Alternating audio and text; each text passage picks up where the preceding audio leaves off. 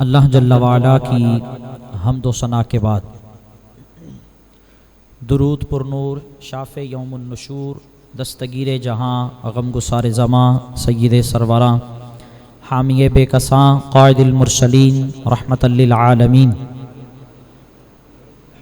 آقا نامدار مدنی تاجدار عرب و عجم فخر بنی آدم رسول محتشم صلی اللہ تعالی علیہ وآلہ وسلم کے دربار گہربان میں ہدیہ درود و سلام پیش کرنے کے بعد گزشتہ جمعۃ المبارک کو ہم نے ولادت حضرت سیدنا ابراہیم خلیل اللہ علی نبینا علیہ الصلاۃ والسلام کے حوالے سے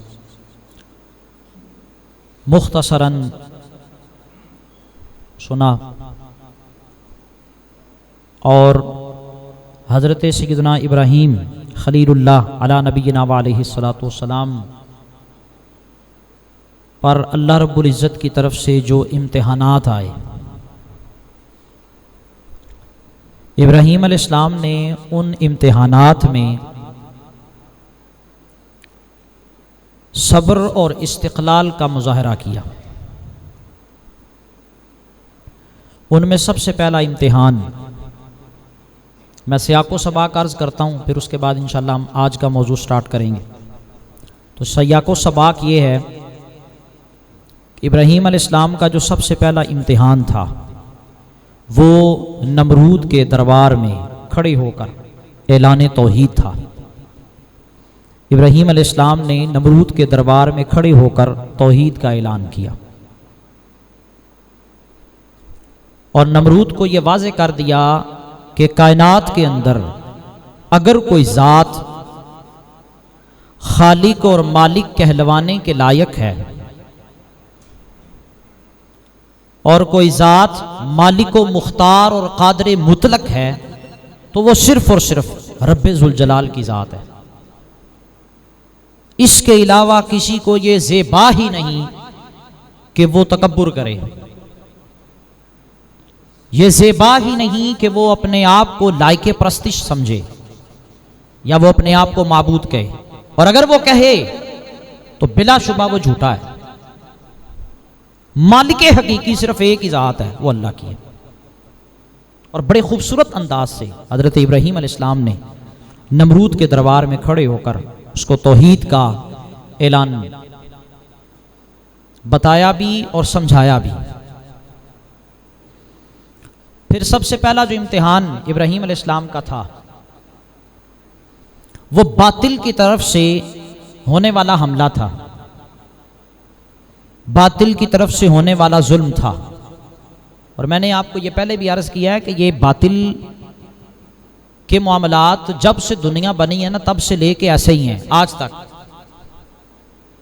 کہ جب کسی کو جواب نہیں آیا، جب کسی کو آگے سے بات ہی نہیں آئی، یا یوں کہہ لیں کہ اس کے سارے پلان اور سارے معاملات ہر چیز کو بالکل جو ہے نا وہ ختم کر دیا گیا دلائل کی روح سے، تو پھر اس نے یہ کہا کہ چلیں جی ٹھیک ہے، ان کو مار دیں، ان کو قید کر دیں، ان کو ختم کر دیں، جلا دو، قالوا حرقوا وانصروا آلہتکم، ابراہیم کو جلا دو اور اپنے بتوں کی حفاظت کرو، یہ انہوں نے اس وقت کہا۔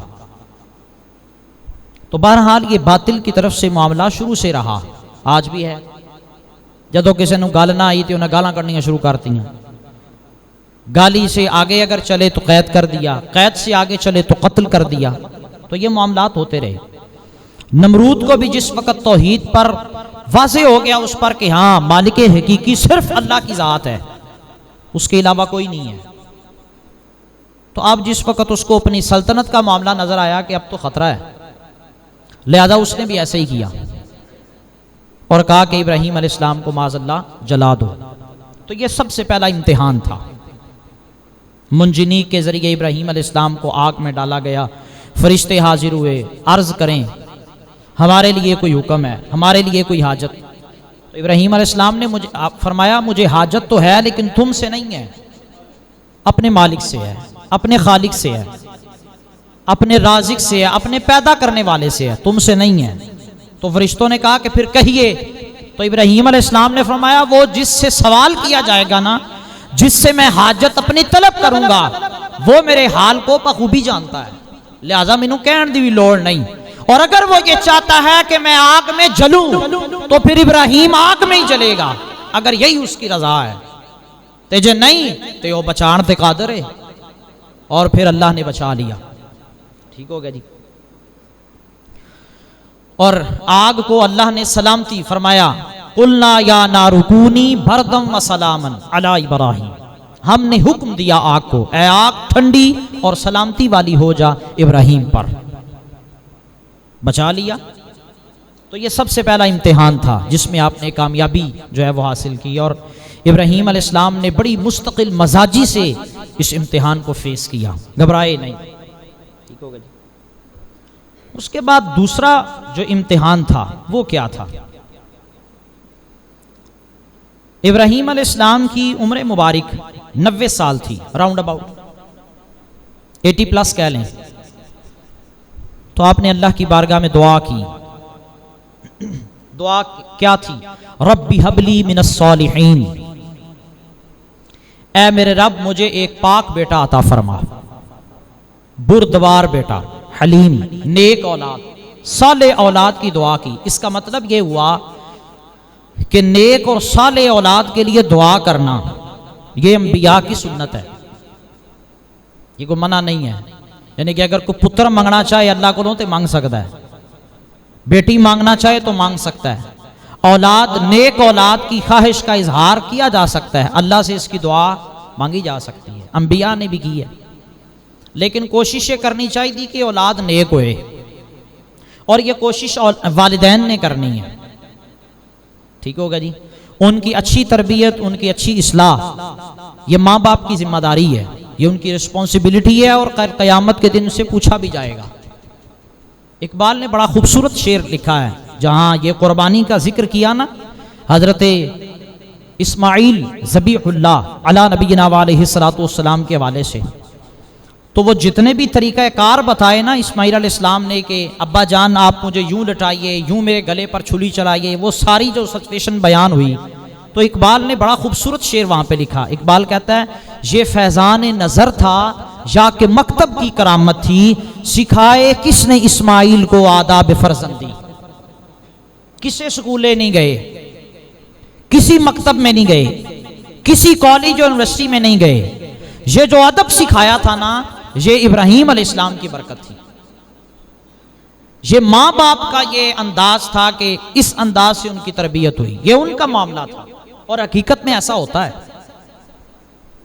اور آیت ساڑھے معاشری مثال بھی بن چکی ہے کہ ماں پیو نیک ہون تے اولاد اپنے آپ نیک ہوندی، ماں پیو نمازی پریزی ہون، اللہ رسول کی تعلیمات پر عمل کرنے والے ہوں، اطاعت اور فرما برداری کرنے والے ہوں، اولاد آٹومیٹیکلی نیک ہوتی ہے، یہ قدرتی سی بات ہے۔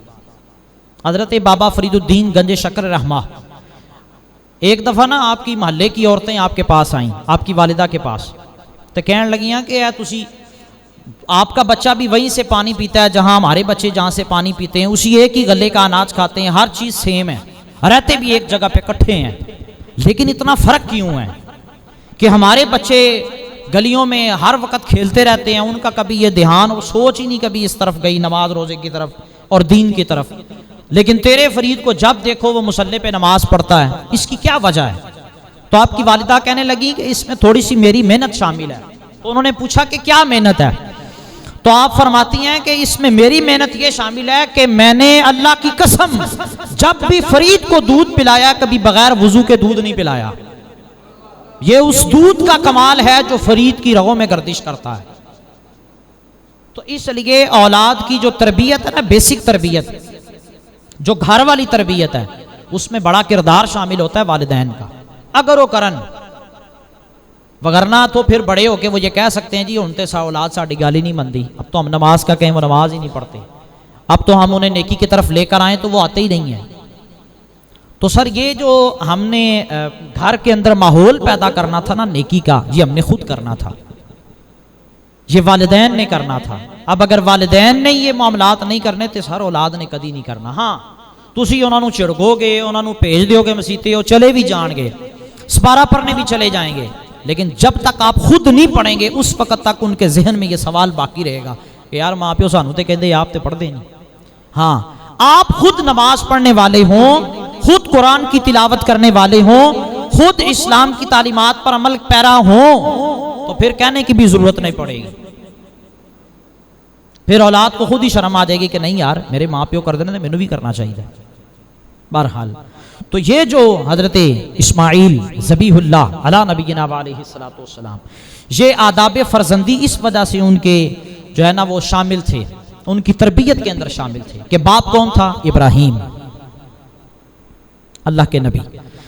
अब जिस वक्त दुआ की तो उम्र मुबारक 90 साल थी, 80+ थी, और अल्लाह ने उनकी दुआ को कबूल फरमाया। अल्लाह पाक ने फरमाया फबश्शरनाहु बिगुलामिन हलीम, बस हमने इब्राहीम को खुशखबरी दी बुर्दबार बेटे की, हिल्म वाले बेटे की खुशखबरी अता। अल्लाह ने औलाद दी। कितनी उम्र से जी? 80+। अब आप यहाँ थोड़ा सा रुक के ज़रा अंदाज़ा लगाएं, अपने माहौल को देखें, अपने मुआशरे को देखें। हम असल से ना गल सुनाने का एक मकसद है, ये कहानी नहीं है, इसको कहानी समझ के ना हम सुना करें। कोई भी इस्लाम की तालीमात से रिलेटेड वाक़या होता है ना, बेसिकली उसमें हमारे लिए नसीहत होती है, इबरत होती है, और हमारे लिए इस्लाह के कई पहलू उसमें मौजूद होते हैं। हम उसको कहानी समझ के सुन लेते हैं, ऐसा नहीं होना चाहिए। अब यहाँ रुक कर जरा सुने कि वही बेटा जो 90 साल बाद अल्लाह ने दिया, और फिर उसी बेटे के वाले से कह दिया कि इब्राहीम अब हमारे हुक्म पर उसी बेटे को कुर्बान करना है। हाँ, इत्थे पता लगता है किसकी कुर्बानी किस लेवल की है और कौन उस इम्तिहान में कामयाब होता है। हमें तो चूंकि ये मामला ही नहीं ना हमारे लिए, तो असी तक मंडी जाना है तो बकरा ले आना तो ज़िबा कर देना है, बैल लेके आना है तो ज़िबा कर देना है, जानवर खरीदना है उसको ज़बा कर देना है। ये मामला आसान है बरक्स उस चीज के कि 90 साल बाद एक बंदे को औलाद मिले और एक ही बेटा हो, और फिर कहा जाए ख्वाब के अंदर आके कि जी इसको ज़बा करना है, जी बताएं क्या करेंगे आप। बाकी को, और मैं अक्सर ये बात करता हूं, जब इस्लाम के नाम पर बेटे कुर्बान करने की बारी आई तो हम सब में से एक बंदा भी ऐसा नहीं होगा जो आगे होगा। हम सब वही होंगे जो सिर्फ देगे पकाएंगे, बस जरा सी खत्म दवा के चौल वंड देंगे बस। हाँ, जिन्होंने बेटे कुर्बान किए, कभी आप उनसे पूछें जाके, हजरत इमाम हुसैन रदी अल्लाह ताला, कभी अली अकबर, कभी कासिम, कभी हम शबीह मुस्तफ़ा, और कभी 6 माह का अली असगर, ये बड़ा मुश्किल काम है। और कभी हजरत सैयदना मुस्लिम बिन अकील। फरजक शायर ने आपको कहा कि सर ना जाना करबलाज, ओ सॉरी कूफे ना जाइएगा आप। जिस वक्त आप जा रहे थे, रवाना हो रहे थे, खत लिखा ना मुस्लिम बिन अकील ने, खत लिखा रात को, सुबह को हजरत इमाम हुसैन वहां से निकल पड़े। अब वहां सिचुएशन बदल गई, तो फरजक शायर ये अहले बैत से बड़ा प्यार करता है, इन्हें क्या हुजूर किथे जा रहे हो? तो हजरत इमाम हुसैन कहने लगे मैं कूफा जा रहा हूँ, मुस्लिम बिन अकील ने खत लिखा है और इतने 1000 कूफी मेरे हाथ पर बैत करने के लिए तैयार हैं। उन्हें क्या हुजूर ना जाना? तो पूछा क्यों? तो फरजक शायर ने कहा हुजूर मैं कूफा के चौराहे पे मुस्लिम बिन अकील की लाश को लटकता हुआ देख के आया हूं, ते जिथे उन्होंने नहीं छड़िया तो माफ करनगे।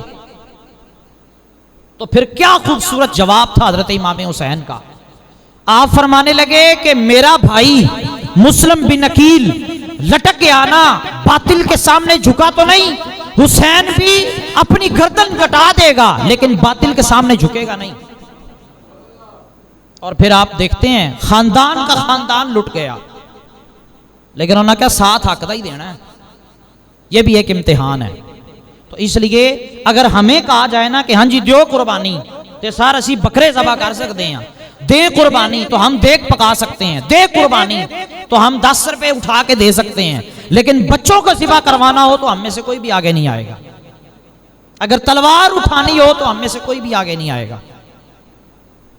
यह बड़ा मुश्किल मामला है।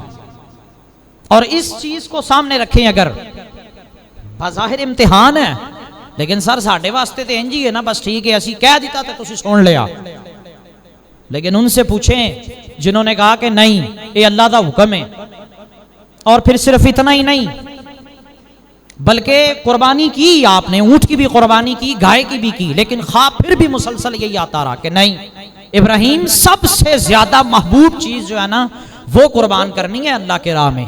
تو انہوں نے جدو سوچا انہوں نے کہا ہاں محبوب چیز تے پھر پتر ہی ہے جڑا 80 تو 90 سال بعد مینوں ملیا ہے، اور میں یہ سمجھتا ہوں کہ وہ میرے لیے سب سے زیادہ عزیز ہے، اس سے زیادہ محبوب کوئی چیز نہیں ہے۔ اور آج ہم اپنے معاشرے کو دیکھیں تو تب بھی ایسا ہی ہے، وہ سر پتر قربان کرنا یہ بڑا مشکل ہے۔ لیکن وہی پتر سی جنہیں کہ ابا جان اگر تے اللہ دا حکم ہے، پوچھا آپ نے پوچھا فلما ترا الجمعان، آپ نے پوچھا کہ بیٹے میں نے یہ خواب دیکھا ہے، اللہ کی طرف سے یہ حکم ہے کہ میں تمہیں ذبح کر رہا ہوں، تم بتاؤ تمہارا کیا مشورہ ہے، تم کیا کہتے ہو؟ تو حضرت اسماعیل علیہ السلام نے بڑا خوبصورت جواب دیا۔ آپ نے فرمایا ابا جان آپ کر دیجئے جس کا اللہ نے آپ کو حکم دیا ہے، یعنی میں نہیں پیچھے ہٹنا۔ اور یہ پوچھا جا سکتا تھا ابا جان کیسے ہو سکتا ہے کہ رب کہے کہ اپنے بیٹے کو قربان، آج سے پہلے کبھی ایسا نہیں ہوا۔ اور فرشتوں نے یہ دیکھا کہ جس وقت ابراہیم نے لٹایا اسماعیل کو اور گلے پہ چھری رکھی تو فرشتوں نے یہ دیکھا، اور اللہ نے فرمایا ہاں فرشتوں ہون تسو، تم تو کہتے تھے کہ یہ دنیا میں جا کر خون ریزی کریں گے، یہ دنیا میں جا کر فلاں کریں گے، یہ دنیا میں جا کر ایسا کریں گے، تو میں نے تمہیں یہی کہا تھا میں جو جانتا ہوں وہ تم نہیں جانتے۔ اب بتاؤ میرے کہنے پر ابراہیم نے اپنے بیٹے کو لٹا دیا، وہ بھائی پترا تو ود کے بھی کچھ ہے ہوندی ہے، اور پھر وہ پتر جو 80 سال کے بعد ملے، تو یہ بڑا مشکل معاملہ ہے۔ تو سب سے پہلا جو امتحان تھا نا وہ تو نمرود کے دربار میں کلمہ حق بلند کرنا تھا، وہ کر دیا، بڑی دھمکیاں لگائیں، بڑا اس نے کہا جی ایسے ہو جائے گا ویسے، تو بھائی موت نہیں، پھر موت سے نہیں ڈرتے وہ لوگ جو حق بیان کرنے والے ہوتے ہیں، جو یہ سمجھتے ہیں کہ نہیں یار حق تے ڈٹ جانا ہے، پھر موت کچھ نہیں کر سکتی۔ ٹھیک ہو گیا جی۔ اس کے بعد دوسرا امتحان تھا، اب جس وقت وہ بچہ بڑا ہو گیا، سیدہ ہاجرہ رضی اللہ تعالی عنہا آپ کی والدہ بھی ساتھ تھیں، اللہ رب العزت نے قرآن مجید میں اس کو بیان فرمایا ربنا انی اسکنت من ذریتی بواد غیر ذی زرع عند بیتک المحرم۔ ابراہیم علیہ السلام نے اللہ کی بارگاہ میں عرض کیا ہے میرے پروردگار میں نے اپنی اولاد ایسی وادی میں بسا دی جس میں کھیتی کوئی نہیں، اور وہ تیرے حرمت والے گھر کے پاس ہیں، اور یہ میں نے تیرے حکم سے کیا، اے بھی امتحان جے کہ چنگا پلا ہسدا وسدا کار ہوئے، ٹھیک ہے جی، اور پھر بعد میں کہا جائے کہ ہاں اب بیوی کو اور بچے کو فلاں جگہ پہ چھوڑنا ہے، وہاں کوئی بھی نہیں ہے، کھانے پینے کا کوئی معاملہ نہیں، بندہ ہی کوئی نہیں، کوئی بھی نہیں ہے، اکیلے رہنا وہاں پہ، بس یہ اللہ کی طرف سے امتحان ہے، کر دیے۔ آپ نے ان کو وہاں چھوڑا اور دعا کیا کی ربنا لیقیموا الصلاۃ، اسی تے کہنے ہیں بھائی روٹی چاہیے دی۔ ہم تو سب سے پہلے دیکھتے ہیں کہ ہم نے اگر اپنی وہ وہاں سے ایک جگہ سے اٹھ کے دوسری جگہ گئے ہیں تو یہ دیکھیں کہ بھائی وہاں پہ پیسہ ملتا ہے کہ نہیں ملتا، نوکریاں چنگیاں ہیں کہ نہیں، جاب ملتی ہیں کہ نہیں ملتی۔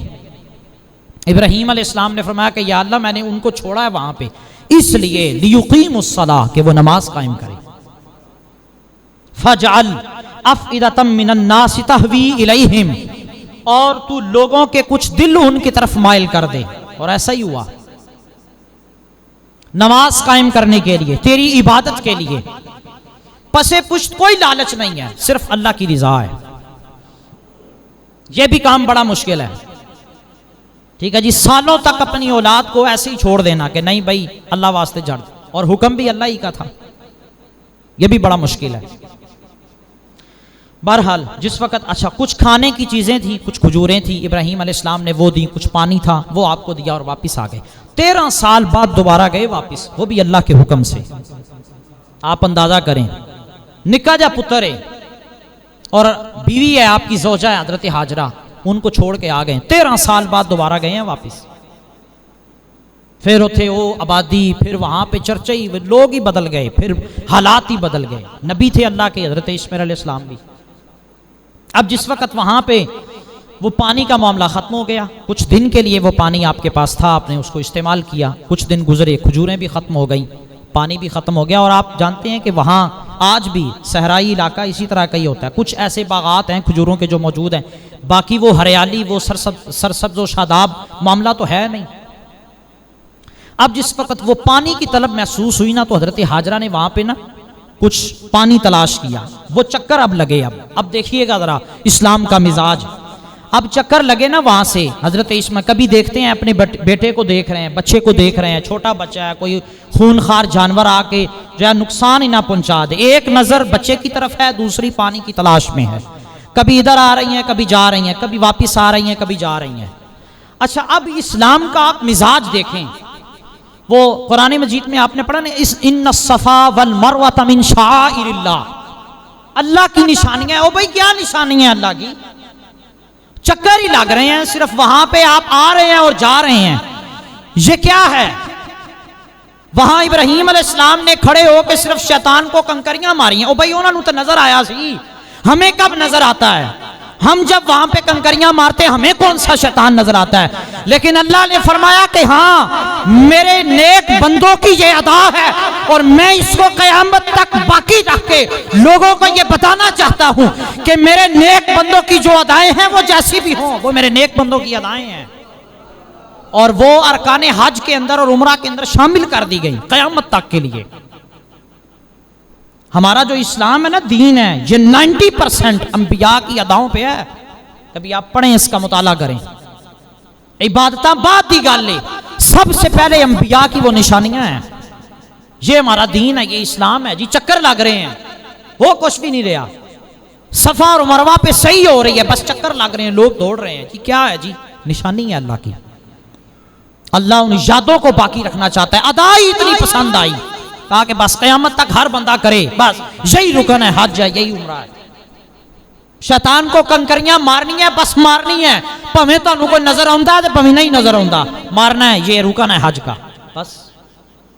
اللہ اکبر، یہ نشانیاں ہیں۔ سر جنہوں نے امتحان دیتا ہے پھر کامیابی حاصل کی تھی، ان کی یادیں پھر ختم نہیں ہوئیں، وہ باقی رکھی گئیں، اور اسلام یہ چاہتا ہے کہ اس کے لیے قربانی دی جائے، نہ تو پھر تاں ہی پیدا ہوتا ہے نا۔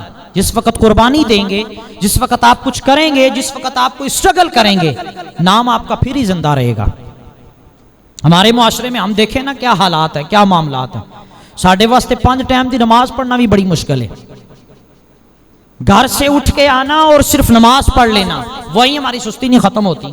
کسی بندے کو اپنی جاب پیاری ہے، کسی کو نوکری بڑی پیاری ہے، کسی کو ملازمت بڑی پیاری ہے، کسی کو اپنا مال بڑا پیارا ہے، کسی کو آباء و اجداد بڑے پیارے ہیں، کسی کو جو ہے وہ ذریت بڑی پیاری ہے۔ لیکن اللہ فرماتا ہے نہیں، قل ان کان آباؤکم وابناؤکم وازواجکم وعشیرتکم واموال اقترفتموها وتجارۃ تخشون کسادها ومساکن ترضونها احب الیکم من اللہ ورسولہ۔ اللہ فرماتا ہے محبوب ان سے فرما دیں، انہاں دے پیو، انہاں دے پتر، انہاں دے بھرا، انہاں دیاں بیویاں اور ان کا وہ مال جس کے نقصان کا ان کو ڈر ہے، یہ ساری چیزیں ایک طرف ہوں اور دوسری طرف اللہ اور اس کے رسول کا حکم ہو۔ تم ایمان ہے وے کہ بندہ اللہ اور اس کے رسول کے حکم کو ترجیح دے دے، اے ہی تے ایمان ہے۔ انہاں کہا جی پتر تے سانو اللہ نے دیتا نا، تو پھر ہم قربانی اللہ کے رستے پہ کریں گے، اگر اللہ کا حکم ہے تو ٹھیک ہے۔ آپ جس وقت چھری رکھی ہے گلے پر تو چھری چلی ہی نہیں، گلے پہ چھری رکھ دی، اور ابراہیم علیہ السلام غصے میں ہے، جلال میں ہے کہ چھری نہیں چل رہی، حکم دیا چھری کو، تو چھری نے ایک بڑی خوبصورت گل کی تھی، نبی تھے نا اللہ کے، جواب دیا انہیں کیا حضور تسی یہ دسو کہ جب آپ کو نمرود نے آگ میں ڈالا تھا تو آگ نے آپ کو جلایا کیوں نہیں؟ تسی جو مینوں سوال کر رہے ہو کہ چھری تو چلتی کیوں نہیں، اللہ کے حکم میں تاخیر نہ ہو جائے، آپ بتائیں کہ جب نمرود نے آپ کو آگ میں ڈالا تو آگ نے آپ کو جلایا کیوں نہیں؟ تو ابراہیم علیہ السلام نے فرمایا کہ آگ کو اللہ نے حکم دیا تھا کہ ابراہیم کو جلانا نہیں ہے، تو چھری کہتی ہے کہ جس رب نے آگ کو ایک دفعہ حکم دیا کہ ابراہیم کو جلانا نہیں، اس رب نے مجھے 70 بار حکم دیا کہ اسماعیل کے گلے پہ چلنا نہیں تو نے، تو میں کہ چلنا۔ اللہ اکبر، یا رسول اللہ، یہ بڑا کٹھن معاملہ ہے۔ گلے پہ چھری رکھ دی اور پھر چھری نہیں چلی، ادھر سے پھر ذبیحہ، اللہ فرماتا ہے ہم نے ایک مینڈا بھیجا، اسماعیل کی جگہ وہ قربان کیا اور ہم نے اسماعیل کو بچا دیا، اور ساتھ ہی ابراہیم کو خوشخبری سنائی، قد صدقت الرؤیا انا کذالک نجزی المحسنین، تحقیق تو نے اپنا خواب سچ کر دکھایا اور ہم احسان کرنے والوں کو ایسے ہی بدلا دیتے ہیں۔ یہ ہے جی قربانی، تے قربانی دے نال نال ذہن چ رکھنا ہے کہ بھائی کل کو جس وقت ہم پہ وقت آتا نا اپنا کچھ قربان کرنے کا تو ہم کچھ کرتے ہیں۔ فی الحال میں آپ کو بتاؤں اسلام ہم سے دو چیزوں کا طلبگار ہے، نہ تلوار کا زور ہے اس وقت، نہ ضرورت ہے تلوار کی، نہ ابھی جان دینے والا معاملہ ہے اور نہ ابھی جہاد ہے۔ اسلام ہم سے دو طرح کی چیزیں وہ ریکوائرمنٹ ہے اس کی ہمارے ساتھ کہ ہمیں دو چیزیں چاہیے۔ نمبر ایک وقت چاہیے، اسلام وقت کا طلبگار ہے ہم سے، نمبر ایک، اور نمبر دو مال کا جب ضرورت پڑ جائے۔ یہ دو چیزیں درکار ہیں اسلام کو اس وقت ہم سے بس، اور اسی دو میں چیزاں نہیں دے رہے، حقیقت بات ہے۔ وقت کتنا دیتے ہیں ہم نماز کو؟ پانچ ٹائم دی نماز ہے، تو اسی سارا حساب لاؤ، 1 گھنٹہ بندہ 24 گھنٹوں میں سے 1 گھنٹہ اسلام ہم سے مانگے اور ہم نہ دیں تو بھائی اسی کیوں کرنے نے پتر قربان؟ ہم نے کب قربانیاں دینی ہیں؟ ہم نے کب تلوار اٹھانی ہے؟ ہم نے کب اپنے بچوں کو ذبح کروانا اسلام کے لیے؟ کبھی نہیں کرا سکتے۔ جڑا بندہ 24 گھنٹے جو 5 ٹائم دی نماز نہیں پڑھ سکتا وہ اسلام کو کیسے اپنی جان کا نذرانہ پیش کرے گا؟ کبھی بھی نہیں کر سکتا۔ اور وہ جنہوں نے قربانیاں دی، جنہوں نے واقعی اپنی جان کا نذرانہ پیش کیا، جنہوں نے واقعی اپنے آپ کو اسلام کے لیے پیش کیا، ان کا دیکھ لیں نام آج بھی زندہ ہے۔ کہیں وہ خلفائے راشدین ہیں، کہیں وہ صحابہ اکرام علیہم رضوان ہیں، کہیں وہ تابعین ہیں، کبھی ہمارے اسلاف ہیں، کہیں بزرگان دین ہیں، کہیں وہ امام احمد بن حنبل ہیں۔ ٹھیک ہے جی، دین کے لیے قربانی دی ہے۔ ہم میں سے کوئی بندہ بھی دین کے لیے قربانی نہیں دے رہا، ہم صرف اپنے لیے جی رہے ہیں، دین کے لیے کوئی نہیں جی رہے، حقیقت بات ہے۔ لیکن انہوں نے قربانیاں صرف اس وجہ سے دی تھی، دین کے بچانے کے لیے، اور بندیاں نال نہیں۔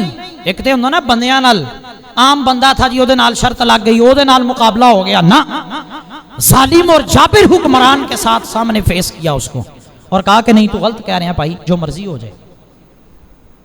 اور آج اگر گفتگو ہوتی ہے نا تو لوگ کہتے ہیں نہیں بھائی حالات نہیں ٹھیک، تسی گل نہیں کرنی، گراؤنڈ ریئلٹی ٹھیک نہیں ہے سر، حالات کدی بھی ٹھیک نہیں۔ امام حسین کے وقت بھی حالات ٹھیک نہیں تھے، انہاں دی اپنی سکی بہن نے کہا سی کہ سر چھڑ دیو، حضرت امام حسین کو کہا تھا چھوڑ دے، رہنے دے، آپ نے بیعت نہیں نہ کرنی یزید کی تو آپ نکلیں بھی نہ۔ انہوں نے کہا نہیں، رات کو خواب میں میرے نانا کی زیارت ہوئی ہے، انہوں نے کہا کہ حسین اگر تو نہ نکلیا تو قیامت تک کے لیے یہ اصول بن جائے گا اور کوئی بھی پھر ظالم حکمران کے خلاف نکلے گا نہیں، لوگ اسی کو دلیل بنا لیں گے۔ انہوں نے کہا نہیں میں تو جانا ہے۔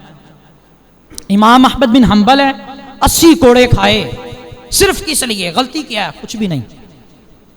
بادشاہ وقت نے کہا جی قرآن مخلوق ہے، آپ نے کہا جی نہیں قرآن مخلوق نہیں ہے، اور 3 بادشاہوں سے ٹکر لی ہے، اور ہر بادشاہ سے یہی کہتے رہے قرآن مخلوق نہیں ہے، وہ کہتے سن نہیں قرآن مخلوق ہے۔ اس کے لیے صرف آپ کو سزا ملتی تھی، اور بازاروں میں نا آپ کو نکال کے بیڑیاں بندی ہوتی تھی اور اونٹ پر بٹھا کے آپ کو چکر لگوائے جاتے تھے، اور آپ یہ علل اعلان کہتے تھے ہاں بھائی جو جانتا ہے وہ تو جانتا ہے، جو نہیں جانتا وہ جان لے، میں احمد بن حنبل ہوں اور میں کہتا ہوں کہ قرآن مخلوق نہیں ہے، اور بادشاہ وقت کہتا ہے کہ قرآن مخلوق ہے، اور بادشاہ وقت غلط کہتا ہے۔ 80 کوڑے لگے، اور آپ کہتے ہیں وہ 80 کوڑے مجھے ایسے لگے کہ اگر وہ ہاتھی کو بھی لگتے نا تو وہ بھی چلا اٹھتا، اور ہر کوڑے پہ بندہ تبدیل ہوتا تھا، ہر کوڑے پہ کہ زور سے لگے۔ اور استقامت دیکھیں، ابو الحسن یہ بغداد کا ایک چور تھا، اس کا اور امام احمد بن حنبل کا آمنا سامنا ہوا، بڑی ایمان کو تازہ کرنے والی یہ بات ہے۔ آمنا سامنا ہوا تو ابو الحسن نے کہا جی حضور دسو، ہونا کیا حضور حالات آپ کے سامنے ہیں دیکھ لو۔ ابو الحسن کے لیے اکثر آپ دعا کیا کرتے تھے، تو آپ کے بیٹے نے کہا کہ حضور تسی کیوں دعا کر دیو ابو الحسن کے لیے؟ انہوں نے کہا کہ اصل اس کی بات کی وجہ سے نا مجھے استقامت ملی ہے، یہ استقامت مجھے اس کی بات پر ملی ہے۔ تو اس نے پوچھا کہ کیا بات ہے؟ تو انہوں نے کہا کہ ابو الحسن کا اور میرا آمنا سامنا ہوا ایک دن، تو ابو الحسن نے کہا کہ حضور میں نا چوری دی خاطر 18,000 کوڑے کھادے نے۔ چوری کی خاطر کتنے کوڑے کھائے ہیں؟ 18,000۔ اس نے کہا حضور چوری کی خاطر 18,000 کوڑے کھائے ہیں، چوری نہیں چھوڑی میں نے، اور آپ نے اگر حق کی خاطر 2-4 کوڑے کھانے پہ گئے تو حق نہ چھڑ دینا۔ اللہ اکبر۔ آپ فرماتے اس کی مجھے یہ بات استقامت دے گئی کہ اگر لوگ چوریوں کی خاطر 18,000 کوڑے کھا سکتے ہیں تو میں حق کی خاطر 2-4 کوڑے کیوں نہیں کھا سکتا؟ کہتے اس کی یہ بات استقامت دے گئی۔ تو یا رسول اللہ، اب ہم دیکھیں، ہم غور کریں کہ ہمارے کیا حالات ہیں۔ او بھائی، ہم سے تو نماز کے لیے بستر نہیں چھوڑا جاتا، اور ہم کہہ رہے ہوتے کہ سب دعا مانگنا، ذرا نماز نہیں پڑھی جا رہی، دعا مانگنا، میں نماز پڑھنا۔ او بھائی، اس میں کیا دعا مانگے ہم لوگ؟ پتہ نہیں، مجھے سمجھ نہیں آتی کیسے دعائیں منگا رہے ہیں۔ اس میں دعا کرنے والی کون سی بات ہے؟ سارے دے وچ تو تہاڈی محنت ہے، بسترے تو میں اٹھانا ہے، لحاف آپ کا میں نے اتارنا ہے، اے سی آپ کا میں نے بند کرنا ہے، وہ کسی نے آ کے نہیں کرنا، وہ آپ نے خود کرنا ہے۔ بستر آپ نے خود چھوڑنا ہے، ٹھنڈک آپ نے خود چھوڑنی ہے، اور سردیوں میں نرم بستر آپ نے خود چھوڑنا ہے، وہ کسی نے نہیں چھوڑوانا۔ تو اس لیے خدا را ہمیں اس چیز کو دیکھنا ہے کہ ہم نے دین کے لیے کیا قربانی دی۔ اللہ کی بارگاہ میں دعا ہے ہم سب کو مل کے توفیق عطا فرمائے۔ وآخر دعوانا الحمدللہ رب العالمین۔